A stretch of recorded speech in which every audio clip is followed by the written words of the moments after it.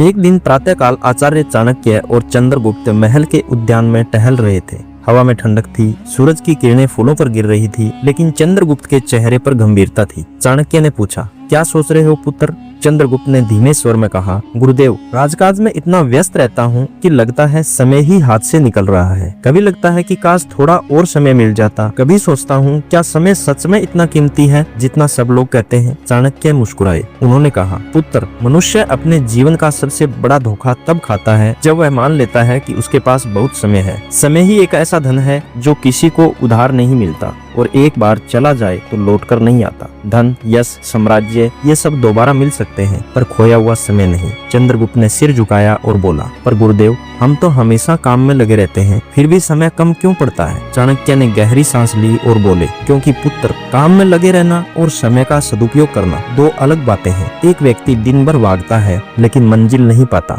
दूसरा शांत बैठकर हर पल को सही दिशा में लगाता है और इतिहास बना देता है। फिर आचार्य ने कहा, आज मैं तुम्हें समय के 7 नियम बताऊंगा। अगर इन 7 को समझ लिया तो जीवन में न धन की कमी रहेगी और न शांति की। पहला नियम है, हर सुबह की कीमत समझो। चाणक्य बोले, पुत्र, जो व्यक्ति सूर्योदय से पहले उठता है वह आधी दुनिया से आगे निकल जाता है। सुबह के पहले 3 घंटे ब्रह्म मुहूर्त कहलाते हैं। यह वह समय है जब मन शांत, विचार स्पष्ट और ऊर्जा सबसे शुद्ध होती है। तक्षशिला में एक शिष्य था जिसका नाम था अरुण। वह रोज देर से उठता और कहता, गुरुदेव, मैं रात में पढ़ लूंगा, लेकिन रात में मन थका रहता, ध्यान नहीं लगता। दूसरा शिष्य था सुमति, जो सूर्योदय से पहले उठता, ध्यान करता और अध्ययन करता। वर्ष के अंत में सुमति गुरु का प्रिय शिष्य बना और अरुण पीछे रह गया, क्योंकि सुमति ने समय नहीं, समय का सही भाग चुना था। फिर चाणक्य बोले, हर सुबह भगवान तुम्हें एक नया अवसर देता है, पर अधिकतर लोग उसे नींद में गंवा देते हैं। जो सुबह जीतता है वह दिन जीत लेता है। दूसरा नियम है, हर कार्य का समय तय करो। चंद्रगुप्त ने पूछा,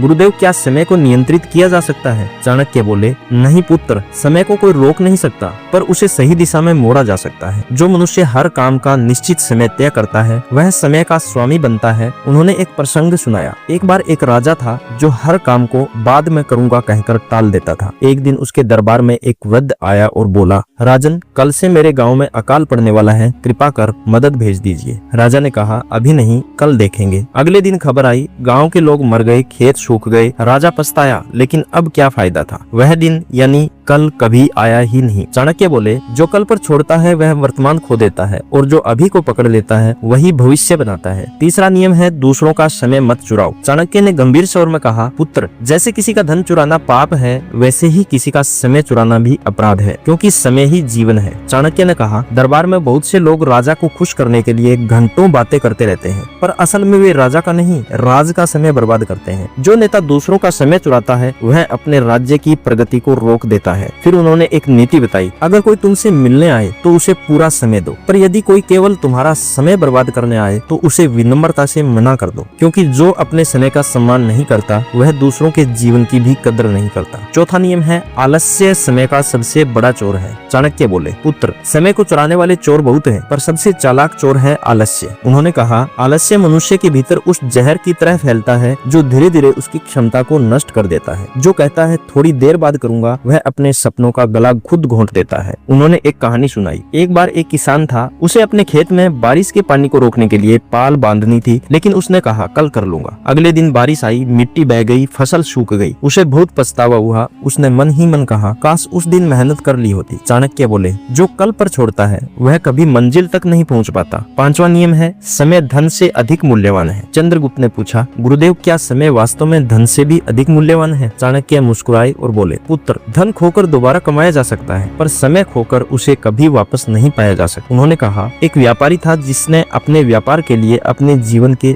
20 वर्ष खर्च किए। जब वह सफल हुआ तो सोचा, अब परिवार के साथ समय बिताऊंगा, पर तब तक परिवार उससे दूर हो चुका था। बेटा बड़ा हो गया था, पत्नी बीमार थी, उसने सब कुछ कमा लिया पर समय खो दिया। फिर उसे एहसास हुआ, धन तो बस साधन है, पर समय ही जीवन का असली सार है। चाणक्य बोले, अगर तुम हर घंटे का मूल्य जानना चाहते हो तो उस विद्यार्थी से पूछो जो परीक्षा में 1 अंक से फेल हुआ, और अगर हर पल का महत्व समझना है तो उस योद्धा से पूछो जिसने युद्ध में एक क्षण की देरी से हार झेली। छठा नियम है, जो समय का सम्मान करता है समय उसका सम्मान करता है। चाणक्य ने कहा, समय को भगवान मानो, वह तुम्हारा मार्ग बनाएगा, लेकिन जो उसका अपमान करता है समय भी उसे अपमानित करता है। उन्होंने एक गूढ़ कहानी सुनाई। एक बार एक ब्राह्मण रोज देर से पूजा करता था। एक दिन भगवान ने स्वप्न में कहा, मैं रोज समय पर आता हूँ पर तुम देर करते हो, इसलिए आज से मैं तुम्हारे द्वार नहीं आऊंगा। ब्राह्मण ने अगली सुबह जल्दी उठने की कोशिश की पर तब तक अवसर जा चुका था। चाणक्य बोले, समय का देवता केवल उन्हीं के साथ रहता है जो अनुशासन में रहते हैं। जो देर करते हैं उनके जीवन में मौके आते हैं पर उनके दरवाजे बंद मिलते हैं। 7वां नियम है, समय को केवल उपयोग नहीं निवेश करो। चंद्रगुप्त ने पूछा,